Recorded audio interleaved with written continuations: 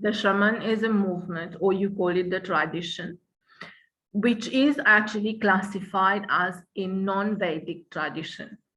Les pas Vedic, l'idea, il mean que les pas follow the Vedas, right? Parallel to Vedic Hinduism in ancient India, this tradition gave rise to Jainism, Buddhism, and Yoga, right? And was responsible for the related concepts of samsara and moksha. So you see, every tradition qui nous peut trapper dans Indian philosophy, everyone, their aim will be to be liberated from the samsara. Samsara means the cycle of birth and death, and moksha, you know, say liberation. So malgré que the Shraman tradition, they were non-Vedic movement. They were not part of the Vedas. They were not following the Vedas. They did not accept the Veda, right?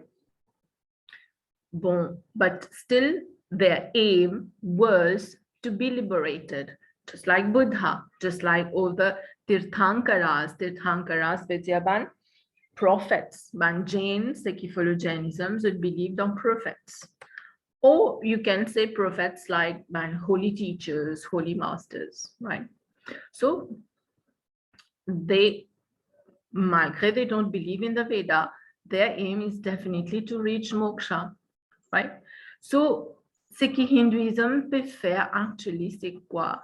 Accepting people, n'importe qui trends that follow, n'importe qui qualité mindset that capable, right? But peut-être we can say the unfortunate we que Buddhism in been separate from Hinduism today, okay? Li a separate religion, mais si nous prend bien so racine, so root, where it all started from Hinduism, right? But malgré qu'il be separated from Hinduism, Buddhism, Jainism, they are independent religions, but yes, people follow them and people are doing the good job. This is more important than to see how many religions we have. As key religion, one is better than religion two. That is not important. What is important? Religion is serving its purpose. When does religion serve its purpose? Say when the persons, the followers of the religion, they follow the teachings. That is more important at the end, right? So malgré they are non-Vedic movements, yes, their aim was to reach moksha.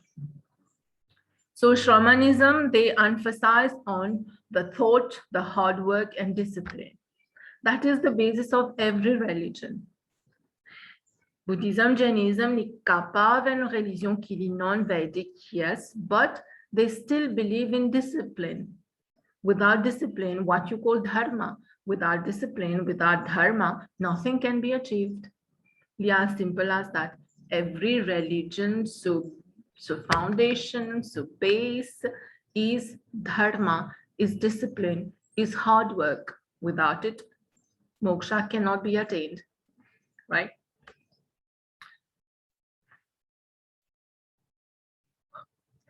So shamanism emphasizing thought, hard work, discipline was one of the three strands of Hindu philosophy.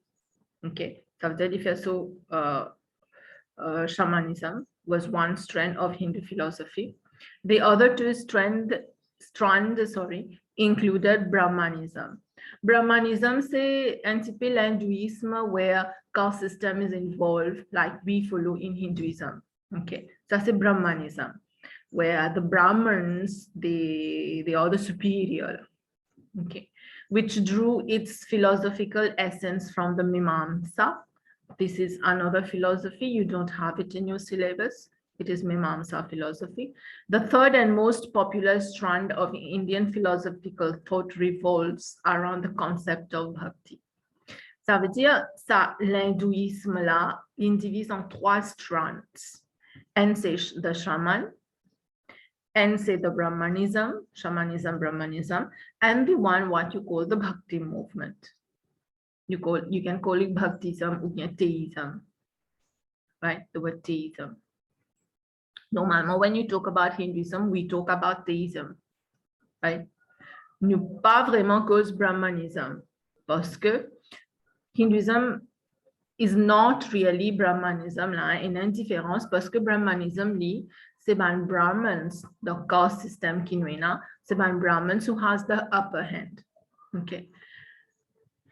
And this carrément comme on dit, c'est the non-Vedic. Donc, the Indian philosophy, Lena, been categorized in these three theories or sect or whatever, right? Maintenant, the Shraman, what do they believe in, right? Means that they are non-Vedic already. They don't follow the Vedas. They reject the Vedas. But the Shraman held a view of samsara full of dukh. Buddhism, Jainism, Hinduism aussi cause mêmes affaires. That this samsara, ça veut dire le monde. Littéralement, samsara veut dire le monde. Mais samsara actually means the cycle of birth and death, right?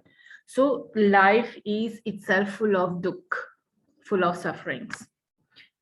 The Shramans, they practiced ahimsa and rigorous asceticism. The Jains especially, they perform certain, bien sûr, rigorous asceticism. Even dans Buddhist aussi, nous en dit, mais Buddha, il pas si trop believe in rigorous asceticism. Like Buddha himself, he practiced meditation for many days and he fell unconscious, right? And then he said, no, he cannot follow that path. This is too rigorous and our body, okay, n'est pas capable d'adapter at such an and shift and change completely. Là, nous bien in the, enjoying life. Demain, to go on the mountain and do meditation. It will be very difficult because this shift, this change, we can't really accept it easily. Our body itself won't adapt to it.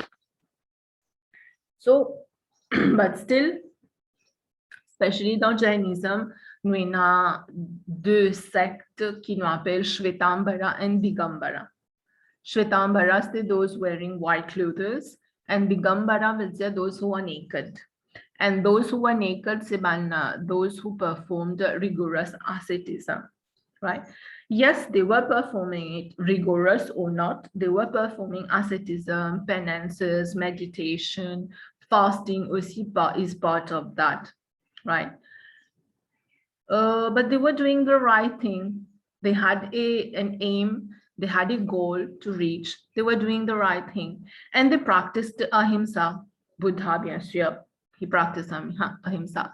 And Jainism, one of the basic philosophy of Jainism, or teaching of Jainism, is ahimsa itself. So they believed in that, and they believed in the karma and moksha. Karma, nous get ça bien en détail à faire dernier for Jainism, right?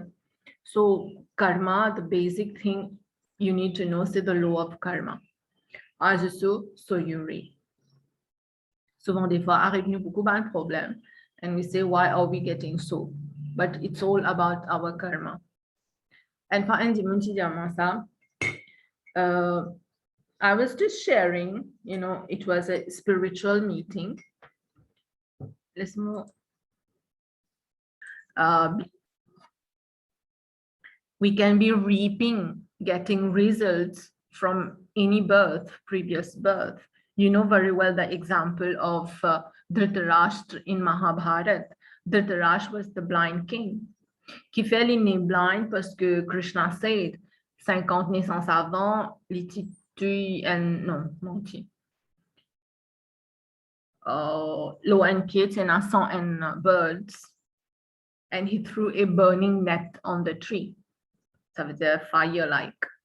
And 100 of the birds, they died because of the fire. And one was successful in escaping. Il en volait, il peut sauver, oui. But because of the heat, il devient blind.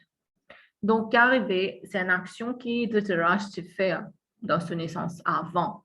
And then when he took birth as Dhritarashtra, 50 naissances après, supposément, donc, il est né blind parce que un oiseau là, tu blind. Et il a 100 sons, il a 100 garçons.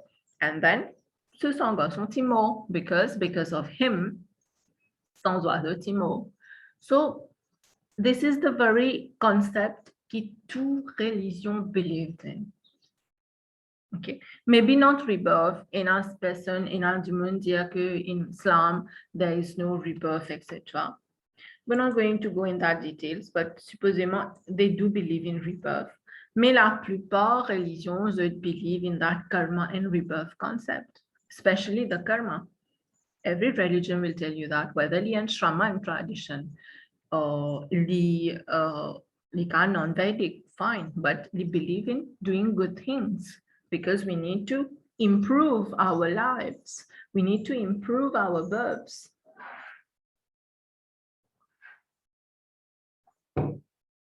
Right? So they believed in karma and moksha bien sûr, liberation, you know, and viewed rebirth as undesirable. We must not desire rebirth. Right? Ça veut dire tout travail c'est qu'il y a pour faire, we should do it in this birth. Right? Today, I experienced and a situation like happened. Actually, I have a colleague, she's not keeping well usually. But she says, okay, it's one life. We have to live it to the fullest, right? To the fullest. C'est qui pas besoin manger, if she has to smoke, she wants to smoke, she smokes. Means she can go to extreme. She has diabetes, but she can drink Coke, right? Because as per her philosophy, there's only one life, and we should leave that to the maximum, to the fullest.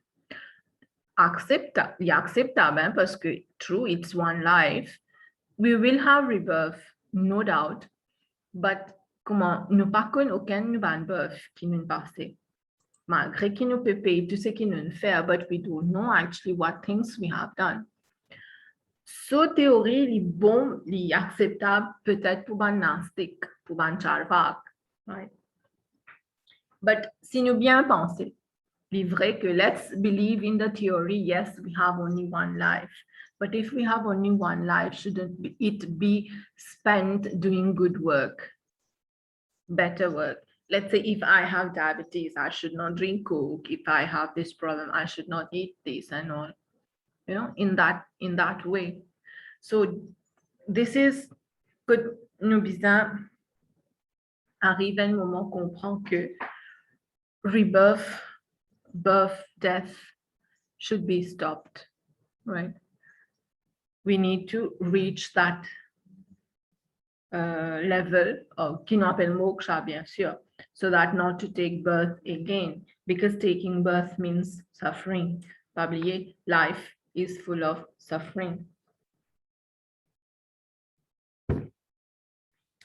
Vedics, on the contrary, believe in Vedics, which are the Vedas, Hinduism, believe in the efficacy of rituals and sacrifices, right? Gitsamana Zut believe plutôt in ethics, code of conduct, the shramana tradition.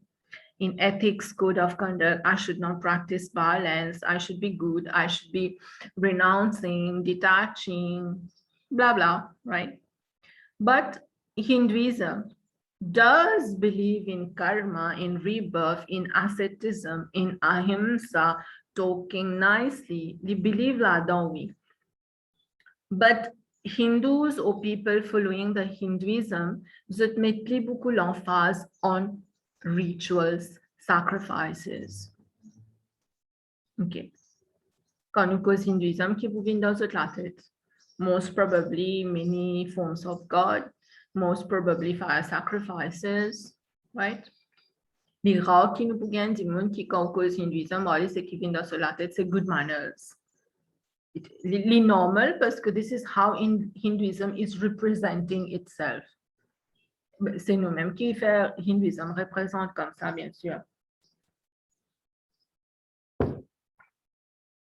So in Buddhism and Jainism, pour eux, there should not be ritual. One example, you know, quand on est dans the Buddhist society, ou pas besoin de perform Genève ceremony, ou pas aucun ritual to perform. But dans l'hindouisme, when you have to enter school or gurukul, you have to perform the Genève ceremony. There are many rituals. At every stage of life, there is a ritual, right? But rituals are good, no doubt. Pas oublier Upanishad indiano que rituals, c'est un boat qui est very unstable. And boat and bateau qui est bien unstable. If not done properly, if not done with pure love, pure devotion at its peak, then it's useless. Mon papa will dire que tu l'as prié qui nous fait so far useless, no? Design and part of devotion in it. God understands, no? There is devotion in it. But quand tout la prière qui nous fait 100%, no concentration was never there. I don't know about you, but for me, yes, parti 100% là-bas. So the rituals, they are good, no doubt. But nous essayons de diminuer rituals. Okay. Mon papa dit ça in terms of anti-Hindu ou bien anti-Hinduisme. Loin de là, I'm not saying that in that way. Parce que if we are doing the rituals, there is a meaning of it. C'est pour ça qu'il y a chaque Veda les divise en 4 parties. Il divise en Brahmana, Samhita, Aranyak et Upanishad. Dans un livre de mantra, dans l'autre livre de nos explications, significance, why are we doing it? If we are doing the rituals, very good. Know why we are doing it. This is far more important. Okay, why we are doing it and what are we saying actually. So l'important c'est quoi? Et quand on peut faire un puja, un ritual, whatever, it should be bringing positivity. It should be bringing changes in ourselves. That should be the real aim of doing rituals. Si nous faisons un rituals, dans tout ça là, on reste réaliser des affaires, on reste changement, on reste réaliser, on reste inspired to know more, to learn more, then that's very good, right? Bon, coming back here, the Hinduism, they believe more in rituals, okay, compared to the shraman. But still, moi, je ne suis pas trop d'accord avec ce qui me fait dire là, que Hinduism, they believe more in rituals, parce que it's not, Hinduism is not only about rituals. C'est nous qui nous choisir the ritual part of Hinduism, c'est facile pour faire. Right? And at times it's tradition, etc. We follow. Fine. Donc, performed by a privileged group of people. Pas tout le monde qui gagne sens in doing rituals. Si vous payez un casse pas qu'à faire rituals. When we are saying privileged group of people, dit aussi que the Brahmanism concept. In the Indian society, especially in India, I'm saying, there was a time where the Brahmins considered themselves superior and rituals were reserved for them only. Okay. Les pas trop vraiment in Mauritian context. So far, I don't know about it. In Mauritius, nous tous nos temples pareil, irrespective of our caste, right? By pleasing certain gods. So what are we doing by doing the rituals? We are pleasing the gods. Okay. It's okay to please God. We like to please God, but what is more important is just do the work without the expectation, right? If I'm doing the work to please God, it will mean in a certain expectation. Oh God, I'm doing this because I want that. C'est ça qui peut dérouler là. Oui, nous faisons un deal avec God. Nous tous nous faisons un lien. At times, I do that also. We all do it. but still Lipapu considered as selfless devotion. It is devotion, it is there, but Lipa selfless, right?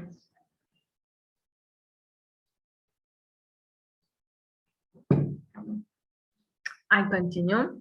Beliefs and concepts of the Shraman. The Shraman, what more do they believe in? Like the denial of creator and the omnipotent gods. Ça, c'est Hinduism qui believe dans different forms of God and the creator, Zanfia Purusha Sukta, Nasadya Sukta, you know that. Rejection of the Vedas. The Shraman reject the Ved. Affirmation of karma and rebirth, samsara and transmigration of the soul. Transmigration of the soul means from one birth to another, the soul keep on going. Affirmation of the attainment of moksha through ahimsa, renunciation, austerities. These are quite similar to that of Hinduism. Okay. Denial of the efficacy of sacrifices and rituals, rejection of the caste system. Right? These are what the Shraman tradition believes in. Good. But now, let's discuss two questions today. Explain why Shraman traditions do not accept the authority of the Vedas.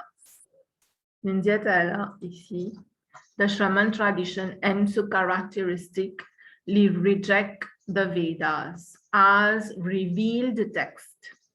Ça veut dire, dans l'hindouisme, we know something that it is believed that God himself, the Supreme One, gave the message of the Vedas to the sages, and the sages transmitted them to the people, fair enough. But the Shraman tradition, they do not accept the authority of the Vedas, and you have to explain. Maintenant, les 12 points, d'accord, comme je peux prendre un petit paragraphe infini là, 12 points pour gagner ça. Not really. So, what you can see, what you can say, all right. You can, ça c'est the, comment on appelle ça? The marking, what they are expecting to write in the question.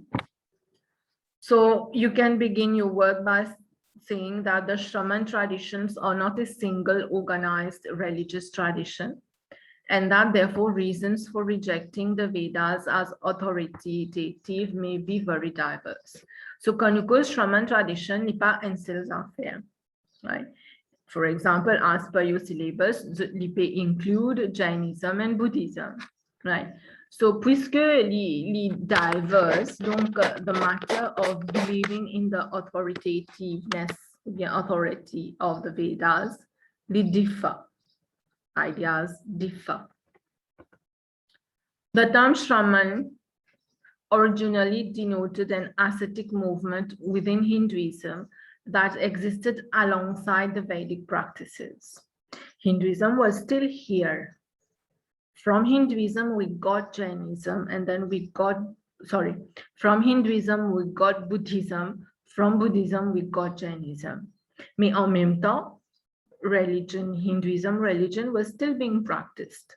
C'est pour ça qu'il est dit que the Shraman tradition, avec Hinduism, they were alongside. The Vedic practices were alongside. This movement contributed to the development of yogic practices. What you call yogic practices is the asceticism, renunciation, very less penamem rituals dedans, right? And gave rise to Buddhism and Jainism. You might identify Buddhism and Jainism explicitly and explain how one or both arrive at their contemporary stance with regard to the Vedas, or might address the issue more generally, considering the claim of divine origin text and reasons why these might be challenged or rejected at different times, right? So you have to elaborate, and ça c'est just an idea for you, ce qu'il est donné, just an idea for you dans quelle direction vous besoin aller, right? So here you might identify Buddhism and Jainism, right? The few differences, explain how it crop up, They crop up, bien sûr, à cause of problems in the Hindu society itself. Without that, si pati na saman problems, la pati na Buddhism and Jainism, right? And how they got their, they have a certain, Kumaman just tell us, in an independent religion already, both of them. And they are not following the Vedas, what the Vedas say, because their thought, their beliefs, rather, they are a bit, Mopabuja totally, they are a bit different from what Hinduism or the Vedas say. Because Buddhism didn't consider ethics to be more important than the ritual sides, the ceremonies, the blah, blah, whatever Hinduism does.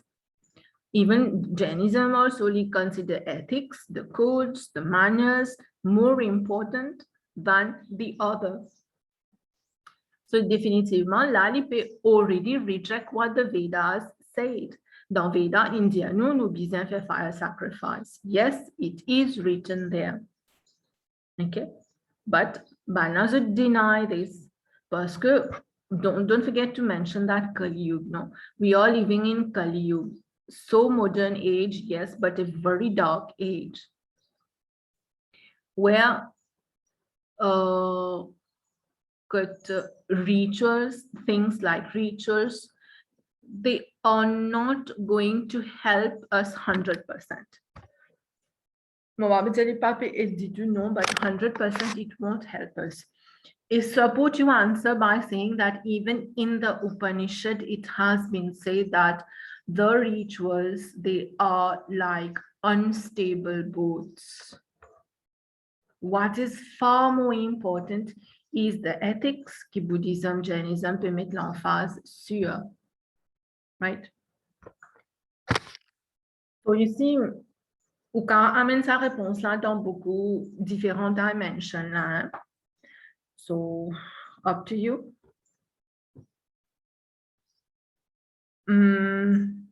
But what I will also add in this, after saying that ki Buddhism they follow the ethics, etc., they are not following, they don't follow what the Vedas say and all, after supporting all these, I will also say that even in the Vedas, malgré que the shramana tradition don't follow that, but even that the Vedas, les Pandyanos suivent these rituals. That is not true. Right? Sinon, il parti pour donner the concepts of dharma, the concepts of karma. That is also part of the Veda. So the Vedas, ils pas mettre l'emphase seulement sur rituals, ceremonies, etc., but on manners also. How to live in the society. For example, the Purusha Sukta. L'une de nous une explication comment société bien divisée, how we should be living peacefully, harmoniously in the society. So ethics are there in the Vedas, but there have been certain people who focused plutôt on the rituals for diverse reasons. Nupa mentioned for money, etc., being money-minded, but you just write it for diverse reasons. It was like that. And then, bien sûr, comment une fois société là, sans ce trend, ils commencent à aller dans le même, nous tous dans le même trend, right? Jains traditionally trace their histories through a succession of 24 Tirthankaras. C'est ça qui nous veut dire, dans Jainism, je believe dans 24 prophètes, qui nous appellent Tirthankara. Starting from Rishabdev, and the last one was Mahavir Vardhaman. Premier Tirthankar, c'était Rishabdev, and the last one, Mahavir Vardhaman. It is their view that right knowledge is created by accepting the teachings of this Tirthankara. The term literally means fold makers. But although they become omniscient, the Tirthankara were mortal beings who achieved liberation through their own efforts. Right. Hinduism, Vedas believe in God. Here, the Jainism, they are believing in Tirthankaras. A divine exists, yes, But why should we give that the name of, God having a form, not having a form? Why this, right? What they thought is more important, the twin sweeps the Tirthankara, the twin sweeps the man prophet, and the prophet said that Tirthankara say that right knowledge is more important. Pareil, comment on me dit, sans qu'on alphabet ou pas, sans qu'on ABCD ou pas avec aucun mot. It's true. It's like that. So as per them, the Tirthankaras, the right knowledge is more important. And those who we are calling the Tirthankaras, they were ordinary people who worked hard, who toiled, who did the right effort. Zun kapav arrive has dash Tirthankara. Là, je me demande which one is more practical. I follow the Vedas ou bien me suivre une religion que sa dimuna l'in commence from scratch, l'in arrive till the top. I have the life in front of me of that person. Practically speaking, I will follow the Jainism. It's more practical for me. Instead of I learn the Sanskrit, I go and learn the Vedas, I perform the rituals, etc. What is more easier for a Kali Yuga man is this, right? Please join in again.